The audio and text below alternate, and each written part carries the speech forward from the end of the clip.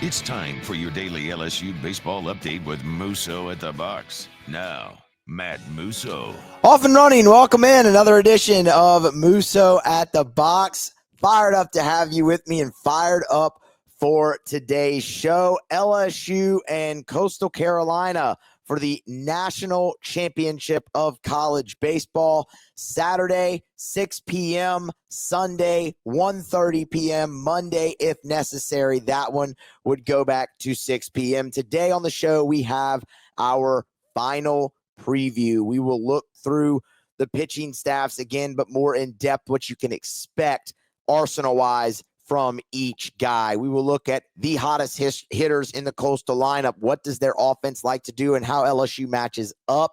We will look at the hottest hitters for LSU and a couple guys I think really need to pick it up a little bit here in this championship series, especially given the conditions that they'll play in. We will talk the third base debate, what I think LSU should do. And one reason I think LSU has the major edge in shutting down this Coastal offense. We will get to it all on today's show. Please smash the like button if you have not already. Please get subscribed to the YouTube channel and on your favorite podcast app. Just search Musso at the box. Please share. That is so greatly appreciated. And, of course, you can follow me on social media, on Twitter X, at Musso Matthew. Find me on Instagram and on Facebook as well. And let's go ahead and get right to it. So, what's at stake? LSU, they come into it 51-15 in search of the program's 8th national championship and 2nd in 3 seasons. The Coastal Carolina Chanticleers come in 56-11, the most wins in the nation, in search of the program's 2nd national championship and 1st since 2016. The one thing I will say is Coastal Carolina is a formidable opponent. 100%. This is a team that is deep. This is a team that is talented. This is a team that is capable of beating LSU and winning the national championship.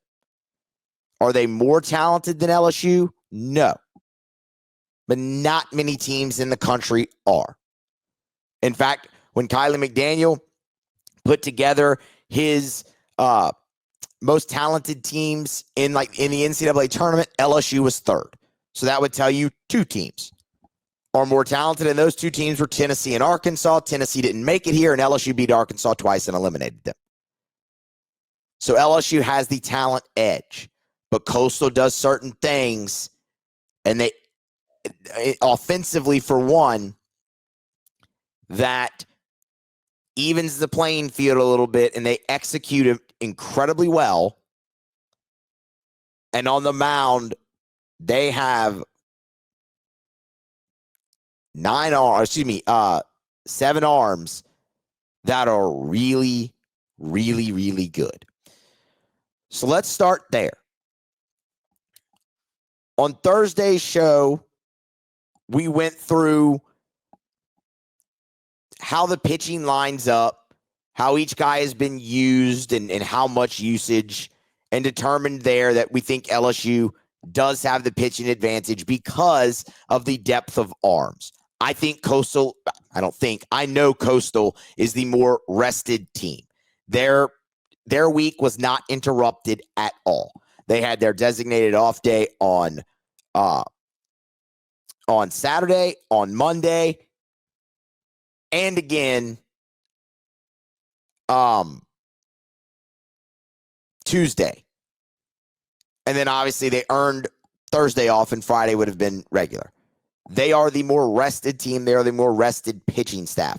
But LSU is the deeper pitching staff, so we gave LSU the edge there. When you look at how this will match up starting pitching-wise, there has not been, at the time of this recording, any official announcement from either side on starting pitchers, but I think we can figure out how this is going to go. For Coastal Carolina, they have not really budged off their rotation all season long. You would expect Cameron Flukie. He is a sophomore righty, huge guy, 6'6" and plus there from Cam Flukie from the right side. It's a 4-pitch mix. Fastball that'll top out at about 97 miles per hour. Good slider, big 12-6 curveball, and a changeup to go along as well. Flukie on the season is 7-1 in 16 starts. He has an ERA of 3.29, 95 and 2/3 innings pitched. He has walked just 22 and struck out 109. The opponent hits 211 off of Fluky. The 109 strikeout leads the Coastal Carolina club. We're assuming he will go game one. He has been their game one starter all season long. He has been, he pitched in relief. I was just say he's been their game one starter all season long, except for the opening game of the College World Series. They started Riley Eichhoff, their number 3, and used Fluky in relief. So he hasn't pitched since Friday. He'd be on an extra day rest. It makes a lot of sense to go that route. And then honestly, by saving Jacob Morrison, who we're going to get into here momentarily, for game number 2, he's on his normal rest. He last pitched on a Sunday. And while Fluky's been great, Morrison is their best starter. So maybe I don't want to use the term pitch off because Cameron Fluky is not a slouch. Like, he's really, really good. So I don't want to use the term pitch off. But being able to have your best guy go a different day than LSU's best guy in Cade Anderson, that seems favorable. Speaking of Jacob Morrison, we expect him to go Sunday on normal rest. He is the Sun Belt Pitcher of the Year. 6'8" righty, not going to overpower you. Fastball will be in the low 90s, can get up to 95. But the big pitch is this slider or cutter that he has. I think he calls it a slider. Man, to me, it looks more like a cutter, especially when he can really grip it and rip it. That thing can get up to 88. It is a filthy pitch, and it gave Oregon State fits. He held Auburn to 1 run in 6 innings. He held Oregon State to 1 run in 7 2/3. This is a guy who has done it against some of the best competition this tournament has had to offer. That is the number 4 national seed in Auburn, the number 8 national seed in Oregon State. He is a real dude, Jacob Morrison. Aside from the fastball and that slider cutter combo that he has, he also has a big 12-6 curveball as well.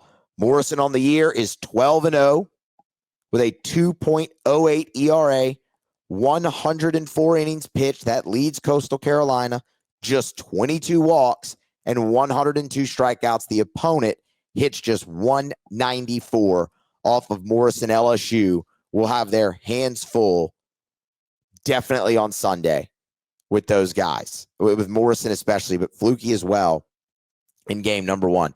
If it gets to a game number 3, you're looking at Riley Eichhoff, another right-handed starter for Coastal Carolina. Not an overpowering guy, but man, he worries me because he is just that type of pitcher that can give LSU absolute fits. It is a sinker-slider combo. The sinker is going to top out at about 92, but it's got potentially 20 inches of vertical run or on that pitch, or excuse me, horizontal break on that pitch. The slider is his best pitch. That also has 20 inches of vertical break at times for him. The opponent is hitting about 150 off of Riley Eichhoff's slider. Both the sinker and the slider have a bunch of late movement. He is a guy that you have to see up in the zone. If he is able to command the bottom and live down in that zone, he's going to induce, actually a lot of swing and miss, but it's going to be a lot of ground ball contact. He doesn't strike out a lot of guys, which we'll get to in a moment. But that is just that guy who is death by 1,000 paper cuts. He knows how to pitch. He's a veteran. You look at Riley Eichhoff, this is a redshirt senior for Coastal Carolina. He has pitched in a lot of big, meaningful games. He has pitched twice in this College World Series, including their opener and including the 2-0 game against Louisville. The moment is not going to be too big for him. And because he's not overpowering, he can come back maybe a little bit quicker. But with that, you do run the risk of command wavering. If and when you see Riley Eichhoff, you've got to see him up in the zone. You've got to lay off that pitch down and away down and in, and force him back into the zone. Because if you can see it, you can hit it. It's not overpowering. But his command has just been so exceptional all year long. Riley Eichhoff is 7-2 in 17 starts, an ERA of 3.1, 90 innings. Speaking of the command, he has walked just 11 in 90 innings and punched out just 71. The opponent hits 261. So you can hit him. It's more hits than innings pitched by one. 91 hits in 90 innings. But you got to see him up in the zone. If this thing gets to a deciding game 3, that is you'd have to wait and see really where LSU's pitching staff is. But Riley Eichhoff is a guy who really scares me if this gets to a game 3, because I've just seen that type of guy handcuff LSU time and time again. Coastal's bullpen, their top 4 arms are really, really good. They don't have great depth there, but it starts with Ryan Lynch and Dominic Carbone. Both of those guys lead the team with appearances with 27. You look at Carbone, it's a really good lefty. Fastball, 93. Good heater from the left side. A slider that can really hurt your feelings if he's got command of it. And he'll mix in the occasional changeup. He's pitched twice in the World Series, as we established yesterday. This is a guy that has a 2.4 ERA in those 27 appearances. He can give you some extended relief as well. Only 9 walks in 40 innings, 50 punch-outs. And then Ryan Lynch is their closer.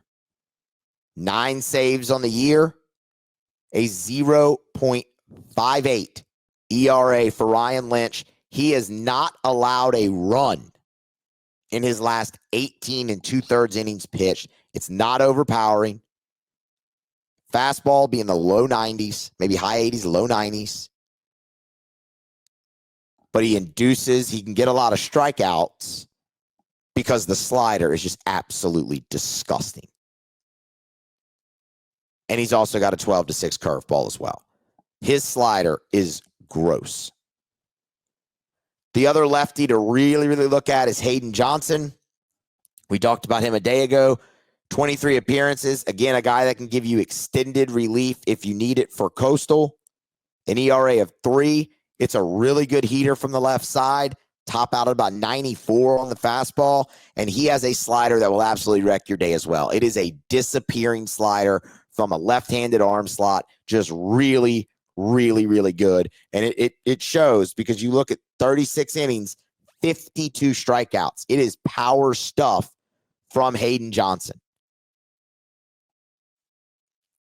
And then the last guy who I would consider a top 4 arm for them is Matt Potok. 21 appearances, a 2.5 ERA. Fastball be low 90s, and he works a slider with it as well. But he's another guy who just doesn't walk anybody. 8 walks in 35 2/3 innings.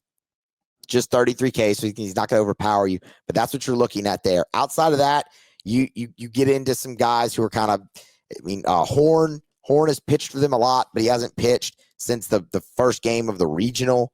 And then you kind of get into some up 10, down 10 guys for them. So the depth, as we said a day ago, not really great for Coastal Carolina. Let's talk about their offense. Let's talk about their offense real quick. I only have a few guys I want to go through. It's going to start with Caden Bodine, their catcher, and he's awesome. His ability to frame pitches is great. He helps those guys out so much. It is a quiet glove, and he's he's the best framing catcher in college baseball. And that's one of the things that is going to get him to the next level. Kyler McDaniel has him projected to go 20th overall, so in the first round to the Milwaukee Brewers. He's a switch hitter. His weakest side is the right side, where he will hit against Cade Anderson. He is not it's odd because he's a catcher, but he hits the leadoff. Insane bat to ball skills, although here in the NCAA tournament, he's only hitting 289, which isn't horrible, but it's not really where you expect the first round pick to be, right? But it's great bat to ball skills. On the season, Bodine is their leading hitter at 326. And again, behind the plate, man, he is elite as well.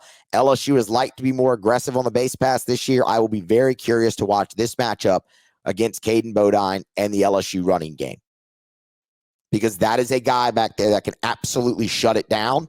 And I'm wondering how much respect LSU will give him just right off the top, and if they shy away from it. I don't think they can. We'll get to that momentarily. Three other guys that I want to really hone in on. Sebastian Alexander, he's an outfielder for Coastal, redshirt senior, veteran guy, second leading hitter on the team, swings from the right side. He's second on the team in homers, and he has been a monster for them in the postseason. 382 in the postseason, is driven in 7, and does have a home run. That's a guy who's going to hit in the top third of that order as well, a lot of the time right behind Bodine. Colby Thorndike is their third leading hitter on the team, and he has been an absolute menace in the postseason as well. 343 overall in the NCAA tournament, 3 homers, 15 RBI. He, for what it's worth, is really heated up in driving in runs right now. Before the NCAA tournament, he was sitting on 33 RBI. He's up to 48 now. That's a guy that when he comes up with men on base, be careful. You don't want to face him right now because he's driving them in. In the College World Series, he's hitting 416. Thorndike has been a menace. And then Blagan Pato is hitting 392 in the postseason. He hadn't been an everyday starter for them all season, but he's played in 54 games with 28 starts, and a lot of those have come in the postseason. And he's hitting 392. He's mashed 3 homers as well. This is not a powerful lineup.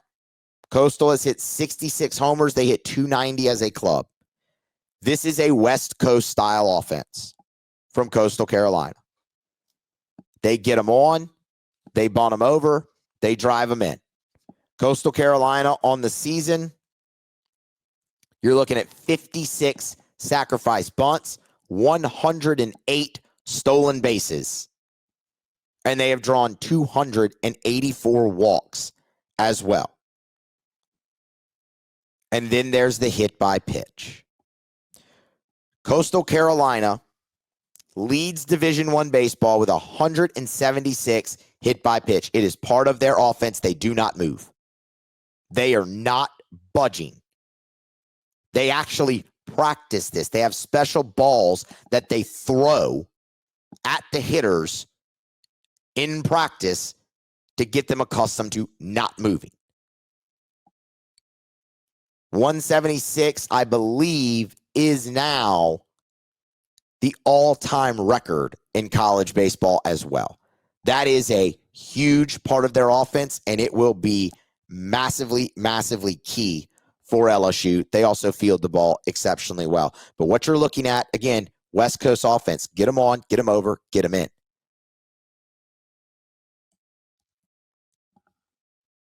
So how does that match up with LSU and their pitching staff? Let's talk about that, because this is obviously a key part in it. When you look at the weather in Omaha this weekend, first of all, it's going to be hotter than hell.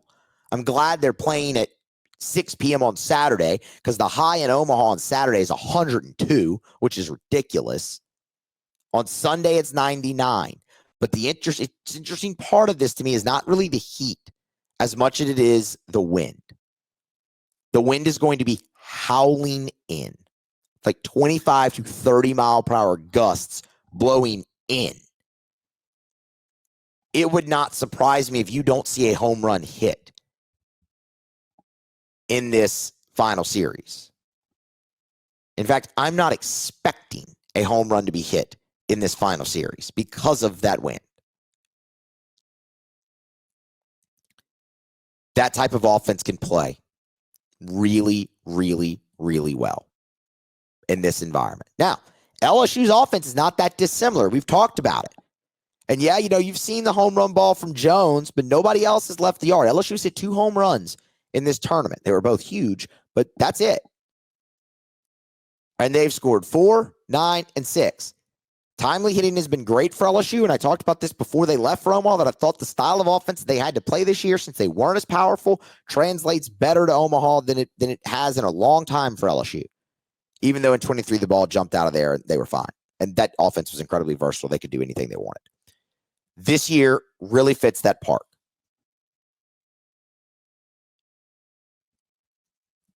What I like for LSU in this is twofold. First and foremost, LSU, while maybe they can't hit the ball out of the park, still has the ability to slug. LSU as a team is slugging .508 on the year. Coastal Carolina is down to .447. A lot of that has to do with the amount of doubles that LSU has hit this year. 134 doubles for LSU. That's a spacious ballpark. You can find gaps. I love that. That's how LSU can still get big innings. And I think that's an advantage for them. Not that Coastal can't. It's just we've seen this style of team before in the postseason. Twice. You saw West Virginia, Little Rock even a little bit. But you saw West Virginia, very West Coast style offense. UCLA, the truest form West Coast style offense you could have seen. And each of those teams was death by 1,000 paper cuts. Each of those teams hit a lot of singles. Coastal Carolina hits a lot of singles. They've hit 123 doubles, which is not a bad total. But that's going to put you right around where UCLA was in the 80s, high 70s in the nation. It's a lot of singles, and they've only hit 66 home runs, It's how we started this conversation. They take their walks. They get hit by the pitch. They like to steal, sack, bunt, drive guys home with sack flies and singles. It's hard for them to string things together without some help. They put up 6 in the first inning against Louisville. Right? That's great. 6 in the first. That's a big inning, man. You had a single, hit by pitch. So you loaded the bases with 2 free passes. Another single, walk. That's how that inning got started. And then you had the big hit, the double. But in that, you issued 3 free passes and 2 hits if you were Louisville. That's what you have to avoid. Same thing happened in the Oregon State game for Coastal. They put up 3 in the first inning. Bodine reached on a fielding error, then he advanced on a balk. After Alexander punched, Barthel came up and walked. Mitchell was hit. You ended up loading the bases all on free passes if you were Oregon State. And then Thorndike hit the double and cleared them. How did LSU fare against West Virginia and UCLA in free bases? Because that's what you're looking for here, right? Against West Virginia in 2 games, LSU issued 8 walks. They hit 1 guy. They committed 3 errors. That's 12 free bases in 2 games. That's too many. And what you saw, and for what it's worth, 6 of those 12, so half of them came in each game. And you saw West Virginia, especially in that first game, able to put up 9 runs on you. They just couldn't get you out because their pitching's not good. Coastal's pitching's good enough. You give up 6 free passes in that game and they're able to turn that into 9 runs, you're going to be in a world of hurt. But overall, over the course of 2 days, that's not that bad from LSU. Against UCLA, it was even better. Just 2 walks, 2 hit by pitch. You did not commit an error. You issued 4 free passes in that game. You won that one 9-5. you've had success against this style of offense. If you do not give them things, it is hard for them to string together, and then you can make them chase you. And if you're not giving them free passes, they cannot catch you. They have not proven that to this point. So I actually think LSU in the postseason has been pretty effective in limiting their free bases. Because, yeah, you gave up 6 in that second game against West Virginia.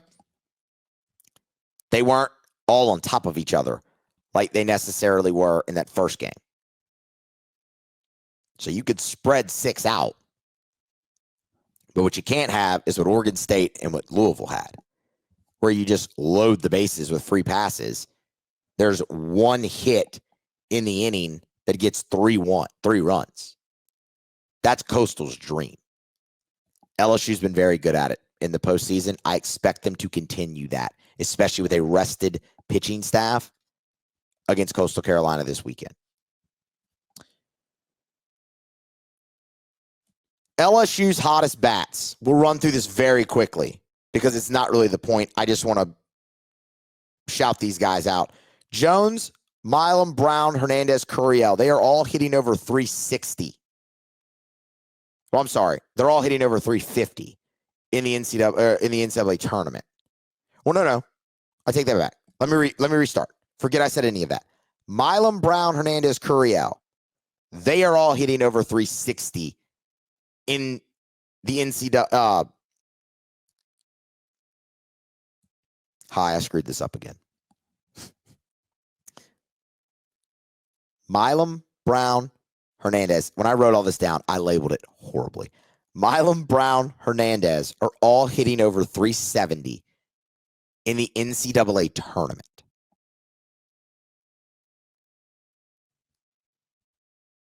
Hernandez is hitting 387, by the way. He has just been awesome. He's been awesome for you all year. He's really turned it on in the postseason. Jones in Omaha is hitting 357 with 2 homers and 6 RBI. Curiel in Omaha is hitting 364. Jake Brown in the College World Series is 4 out of 6 with 4 RBI. I think you will see a lot of Jake Brown this weekend. I think he starts all 3 games because you're facing 3 right-handed pitchers. That's what I wanted to say there.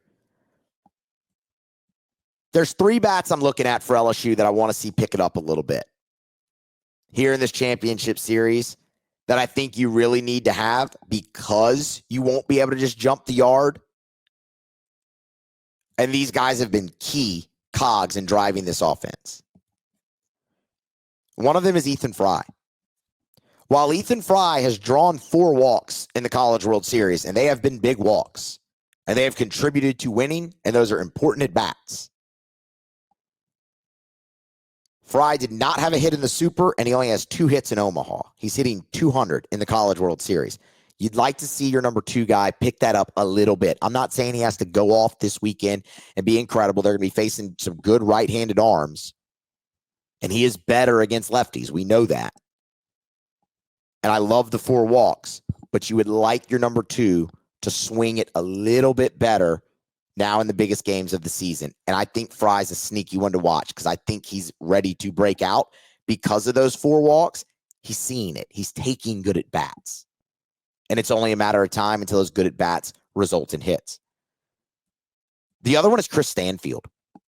Chris Stanfield was your leading hitter in conference play in the SEC. He has been just a complete menace at the bottom of your order all year, most of the time out of the 9 hole. Stanfield, likewise, is hitting 200 in the College World Series. That's a guy at the bottom that you need to heat up so he can turn that lineup over for you to get to Curiel, to get to Milam, to get to Brown, to get to Hernandez, to get to those guys who are hitting 380. That can really get this LSU offense going again. So that's something I got to see. I got to see Chris Stanfield find his stroke at the plate again, man. He's fighting it a little bit right now, especially in these 3 games in Omaha. And then Danny Dickinson. And Dickinson's fighting it, but Danny Dickinson's actually hitting 272 in the College World Series, which is not great. But I think a lot of people would have thought it was less. He's got a hit in each game. He drove in the clutch insurance run. One of the hits is a double. So, I mean, he hasn't hit the ball hard. He's hit it in the right spot. So what I would say for Dickinson is I want to see the hard contact from him return. But for me, I'm going to tell you that the two that I really, really want to see are Fry and Stanfield. Because Fry's sitting up there in the 2-hole. And Stanfield's been the guy that's flipped your order all year. And you really need that going because that's going to be a big chance for you to have a big inning with the weather conditions this weekend in Omaha.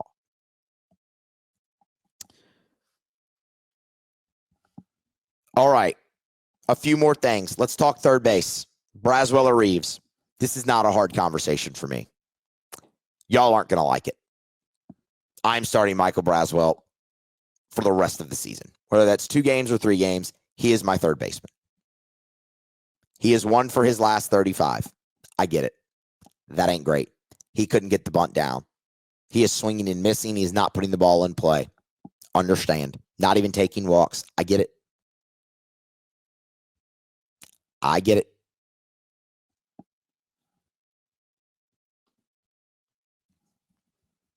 He is fielding 965. And that, to me, against this style of baseball team, a West Coast offense is more valuable than his bat.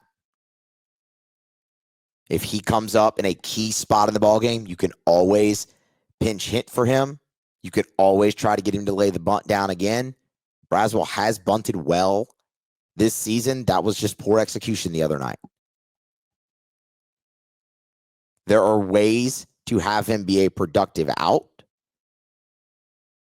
And if it's just a spot in the game where you have to have the bat in the lineup, like the 9th inning against Arkansas on Wednesday night, you can pinch hit for him. But I want the glove. He has been awesome in the College World Series, has not made an error, has started 2 in what should have been 3 double plays for you at third. The play he made Wednesday night in the first inning against Arkansas on that short hop was magnificent. And you don't have another third baseman on this team that makes that play. And against the team that is just going to put the ball in play all night long and bunt, and I want the glove. Tanner Reeves is fielding 865 on the season. And by the way, he's won for his last 13. The bat, is he making better contact than Braswell? Sure. Could those start to fall in? Sure. But I mean, when you put them side by side, the bat is not that big of a difference right now, in my opinion, to warrant taking Braswell's glove out of the lineup, especially against a team like Coastal Carolina that lives by putting pressure on the opposition and the defense. That's all I got for you. Like, for me, it's Braswell, and for me, it's not even really a decision. And here's the other thing. This is the national championship. Michael Braswell has now played 4 years in the SEC and has had some really, really good moments. It's a kid who hit 310 for you in conference plays. He led you in average in the SEC a season ago. It's in there. And man, I'd love to see him break out this weekend. But that's a guy who's going to have a slow heartbeat in these moments, especially in the field, and I want that. I don't think you can put a price on that against this style of offense. So for me, it is Braswell all day long. Like, it's not even a thought for me. It really isn't. So how does it go?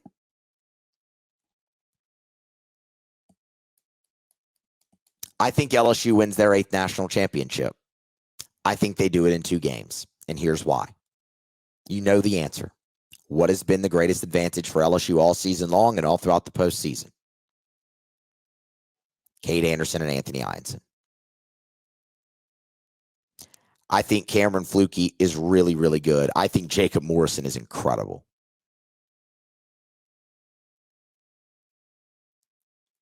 I think Anthony Ianson and Cade Anderson are big leaguers. I think Cade Anderson is a big leaguer right now.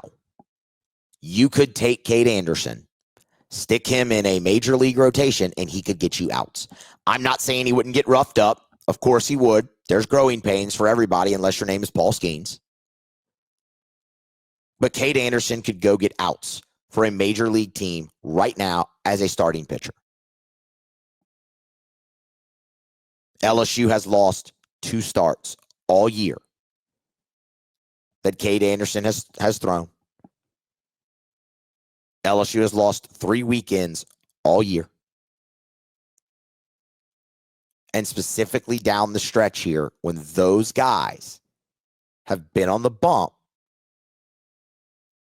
they have just been incredible. The other thing and the other reason that I like them so much in this go-round against Coastal, Anderson and Ianson I'm talking about, is the strikeout numbers. Cade Anderson, you know by now, leads the nation with 170 strikeouts. That is the 3rd highest total in LSU history for a single season, trailing only Skeens and Ben McDonald.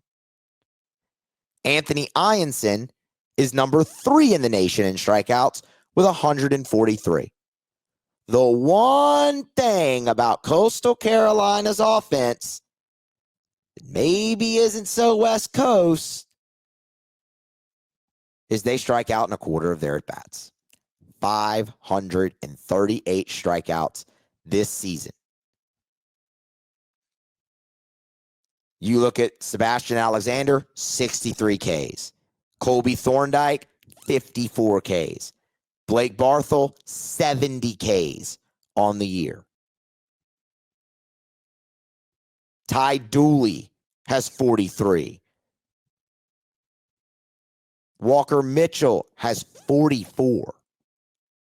The swing and miss is there. And these are going to be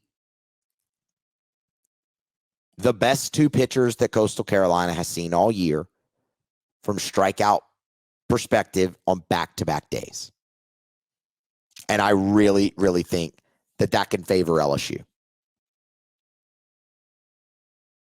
You've won all year behind Anthony Ianson and Cade Anderson. I think you do it again. And they're both rested and ready to go. And you have Evans, you have Short, you have anybody you want. If it gets to a 3rd game,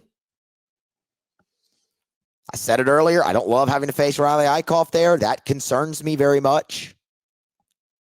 But if LSU's pitching's in the right spot, you can win it there because you do have the depth advantage. I do think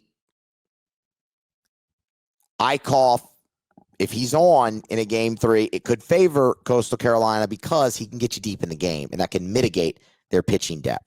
But it just depends on how things go. If LSU is in a game 3 scenario, I cannot imagine a world. Well, I can. I just don't expect a world where they haven't already used Case and Evans at some point, so he probably wouldn't start that game. I don't think these are going to be high-scoring games given the conditions. I think you're in for low-scoring stuff in close ball games. So I think you would see Evans, Shores, and all those guys in those first 2 ball games. So I think you'd be looking at Zach Cowan to potentially start that game 3 against Eichhoff. And that would be certainly very interesting to watch because they're kind of the same guy. But I don't even think it gets to game 3. I like LSU in 2 games behind Anderson and Ianson. I like the strikeout, and they've been great. You've won behind them all year. And LSU, this postseason, the timely hit has returned to this offense to the level that you saw it early in the year. The 2-strike production was unrivaled from this team through the first 2 months of the season. Maybe even 2.5 months of the season. And that's been back. And I expect it to continue. Low-scoring ball games, but I like LSU. Get the facelift ready. Get the Intimidator ready for a facelift. I think number 8's coming home. We'll have you covered all weekend. I'll be at the beach, but we'll be locked in and covered all weekend. Live reactions, everything you come to expect from Musso at the Box. Please smash the like button. Please get subscribed. Follow on social media. Please share. That is so important and so much appreciated. And be here next time for more on Musso at the Box.